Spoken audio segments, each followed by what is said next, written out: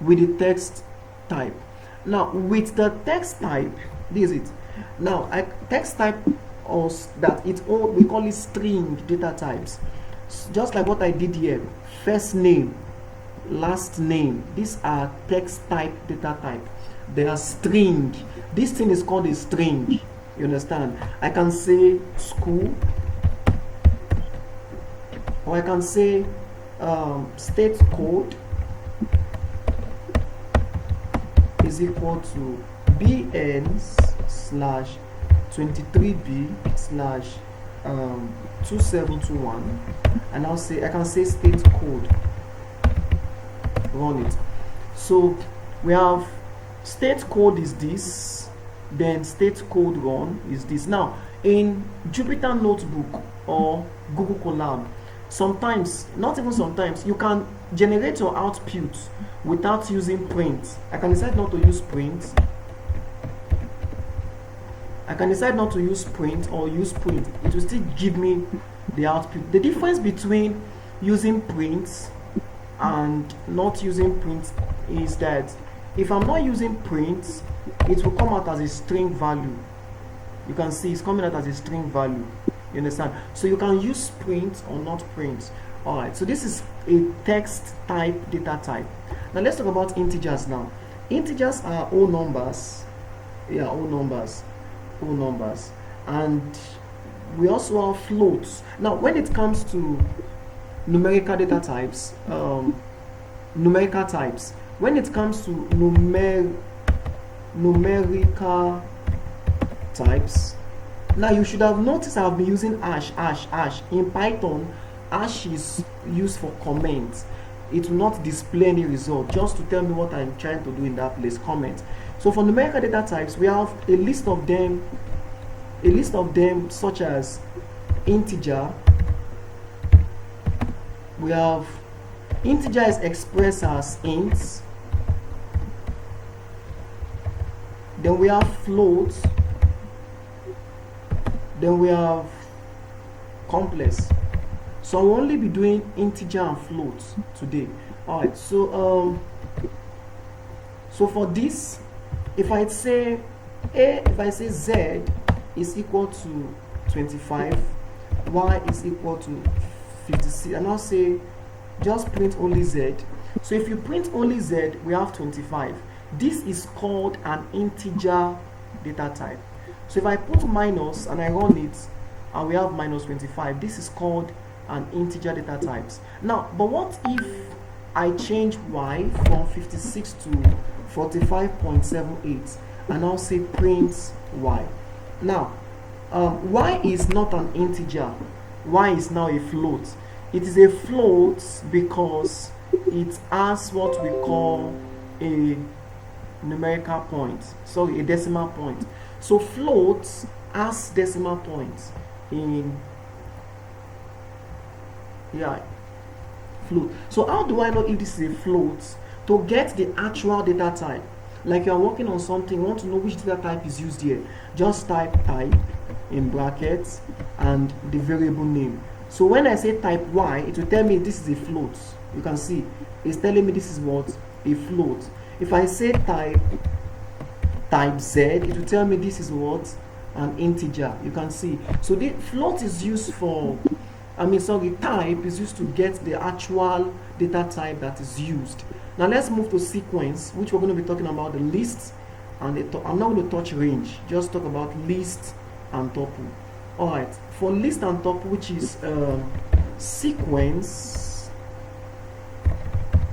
Now, when you hear the word sequence, what comes to your mind is, okay, let me talk about list, talk about tuple, and we have range. I'm not going to talk about range today, so I'll just talk about these ones. Now, when we are talking about sequence data type, sequence type are kind of data type that stores large numbers, like large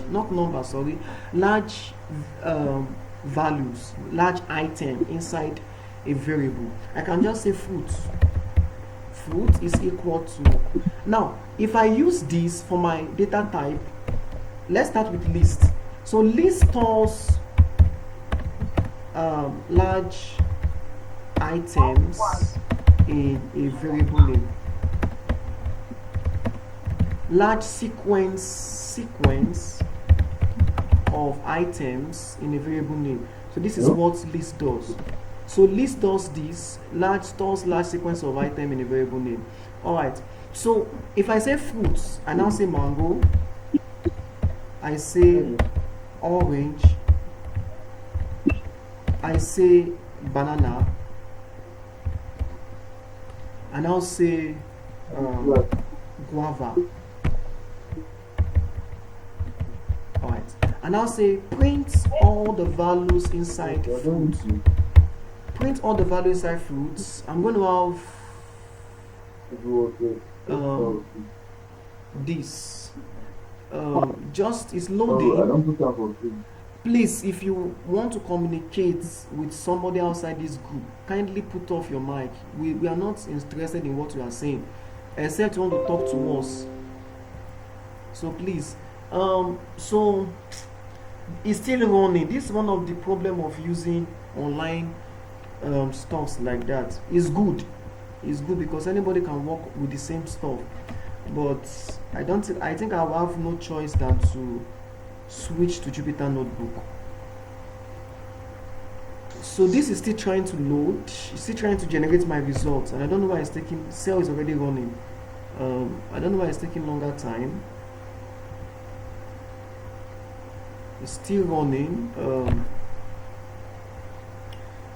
It's supposed not to take too long a time to run. Well, let's still wait. Still running. But if it continues, I will just need to switch to Jupyter Notebook. So now this is list stores. You can see many items. Vivian, you are raising up your hand. What's the issue?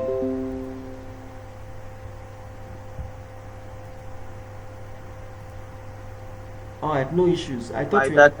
Huh? I can't see your screen.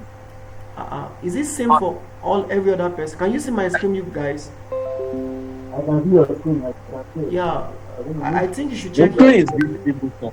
My screen is what? You can see your screen, sir. Alright, so I think she needs to check on her network. So this is it. Now you can see it came out as this fruit, multiple items. I can also store different data types inside a list. I can say 45, 78, 34.7. When I run, I will still have the same results. You can see this is what a whole lot that list can do. Now there is something we call list slicing. So list slicing is very essential. Now please, I'm not supposed to switch, but I think it is necessary for me to switch because of speed of the Google Colab. We can still import back whatever we have done into this Colab and share later. So this is how my Jupyter Notebook looks like. This is Jupyter Notebook, and let me go to ML. Let me just create a new workbook.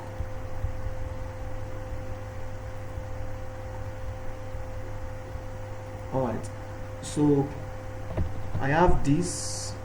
So if I run this now, I have this. So this is my Jupyter Notebook. It's working offline. Yeah. So now list slicing. So list slicing is list just slicing is just like, for example, you have let's say you have like an orange. You have an orange, for example. Now okay, let's say this is an orange, and you want to slice this orange into 4 parts. It's called slicing. This is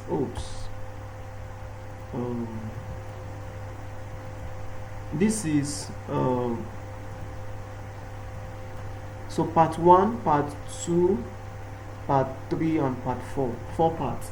Alright, so list slicing. Now the concept of list slicing is so that we want to get individual items in a list. Now first of all is this: in working with list slicing, there is a whole lot of things that should come